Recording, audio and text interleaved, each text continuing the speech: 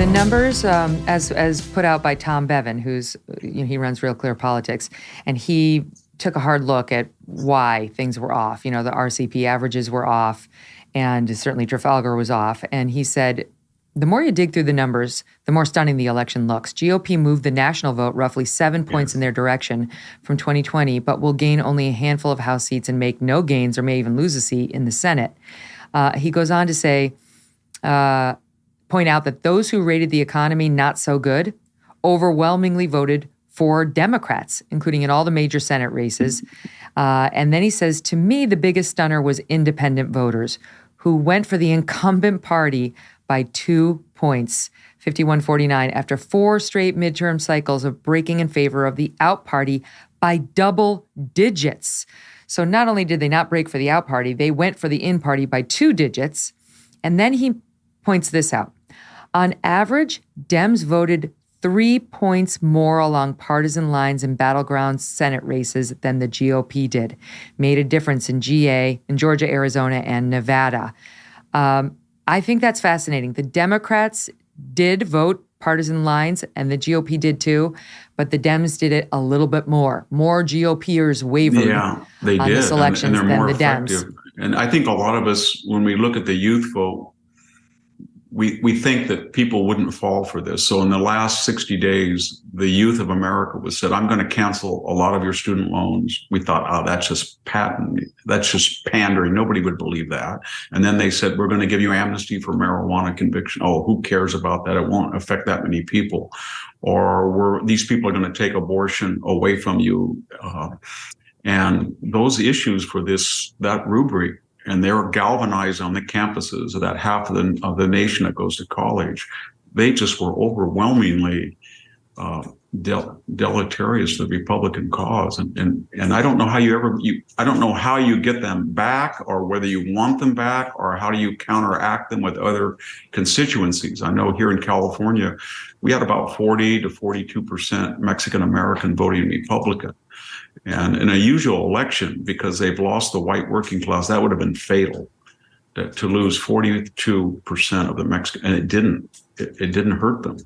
And in some of these races, they're not called yet, but it's because they're getting overwhelming response, as you say, from these single women and young people are voting in a way that we don't really know why they're voting. We think they're voting against their own interests, given gas prices and food prices and the border and all of these things, and crime. They live in big cities or on university campuses, or places like University of Chicago or Berkeley are not safe. And yet we think, why wouldn't they want to vote that way? And I think we don't understand the effect of these rhetoric and these things that Joe Biden did. Even draining the strategic petroleum reserve probably brought gas prices down about 10 cents or 15 cents a gallon. And that apparently might have worked. So what we consider pandering and demagoguery, or whoever believed that Phantom of the Opera speech that Biden gave that was so obnoxious and repellent, that actually worked. And what about, because, it makes me wonder, so if the Republican problem today is how do we get those 3% or so who deviated from the GOP and voted Dem back on our team, and how do we get those independents who normally would have gone double digit for the out party but went 2 points for the in party, how do we get them on our side? And we talk about the Republican message.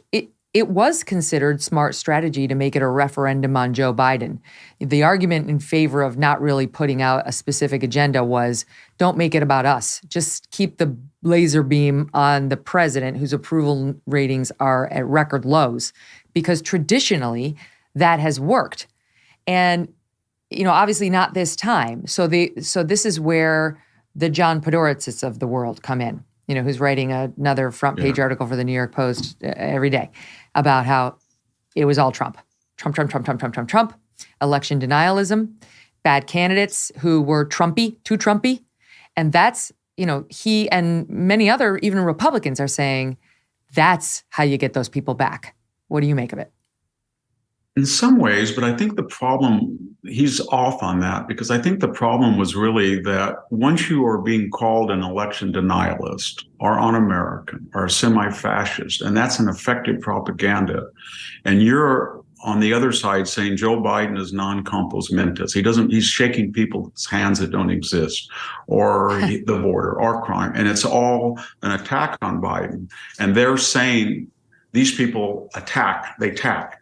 Then it becomes even more important to have a positive message. So what I'm getting at is, if all of these candidates that Podhoretz doesn't like, say, just take Blake Masters, and he was very good on the attack, and a lot of these Trump candidates were very good. But what if they had a unified message that said, okay, as I said earlier, this is what we want to do to help people. We're going to do the following 5 things to get gas prices down, or we're going to do this for inflation, or we're going to do this for crime. But they didn't do that. And so they thought by attacking Joe Biden in negative terms, all justified and all true, they were going to reduce him into a caricature. But what it did was it amplified the Democratic message that these people are shrill and they're angry and they disrupt elections. I think that was more of it. The other problem that Podhoretz doesn't understand is, okay, we go back pre-Trump, and what do we go to? We go to John McCain and Mitt Romney, and the Republican Party has not won 51% of the popular vote since George H.W. Bush did it in 1988 against Mike Dukakis. And it lost, I think, 6 out of the last 7 popular votes, whether it was Trump or whether it was George W. Bush in 2000, or whether it was John McCain or Mitt Romney. So what is his solution? Because if let's say that he wants DeSantis, and I really am impressed by DeSantis, but nevertheless, there's going to be enormous pressure on DeSantis for all the Romneyites, all the McCainites, all the never-Trumpers to come back and say, this is our mainstream, silk-stocking, traditional Republican, and we're all going to unite. But that didn't work because 7 to 8 million people in Michigan, Pennsylvania, Wisconsin sat out in 2008. They sat out in 2012. They sat out in 2000. Because they're not going to vote for that type of Podhoretz Republican. I can tell you, I live among them right now. You're right. In central rural California. They would rather sit out than vote for what they call a rhino, a Lisa Murkowski, or somebody like that on the national scene. And so you've got to get a Reaganite effective governor or senator with effective record that understand and is charismatic to bring those two constituencies together for a time. Maybe DeSantis can.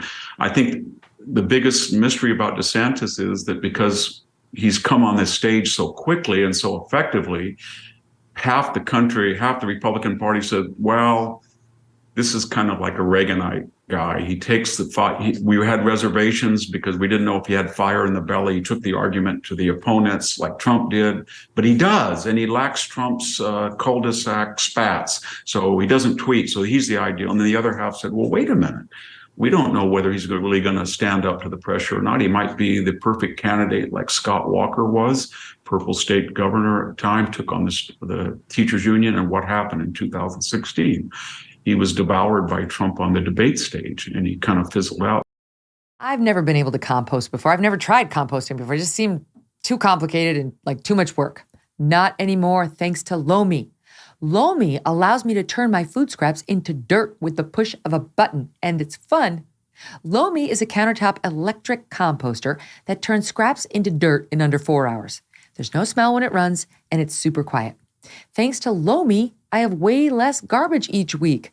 Instead, I turn this waste into nutrient-rich dirt that I can feed to my plants. My kids and I now take the little leftovers from dinner, and instead of putting them in the garbage where they're going to smell if you don't immediately empty it, we put them in the little Lomi.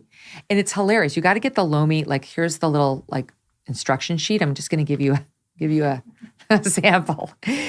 Do's. In terms of what you can put in there: fruit and vegetable scraps, food leftovers, plate scrapings. That's what we do, meat scrapes and so on. Don'ts: hard bones, you can see that. Cooking oils, I can see that too, right? Go down a little. Shampoo, don't put shampoo in your Lomi. Ready for it? Soiled diapers, don't put that in your Lomi. Diapers, wipes, hygiene products, pet waste, don't put that.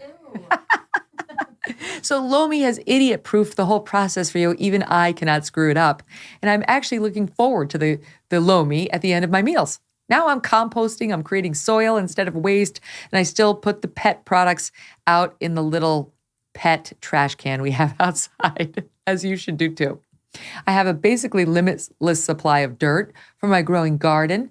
And if you want to start making a positive environmental impact and have fun reading the sheet like we are, or just make cleanup after dinner that much easier, Lomi is perfect for you. Head on over to lomi.com/MK. Use the promo code MK to get $50 off your Lomi. That's $50 off when you head to lomi.com/MK. Use promo code MK at checkout.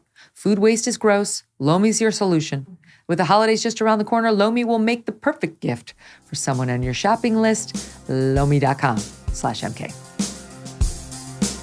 Hey, thanks so much for watching. If you like what you just saw, hit the subscribe button for more clips and full episodes.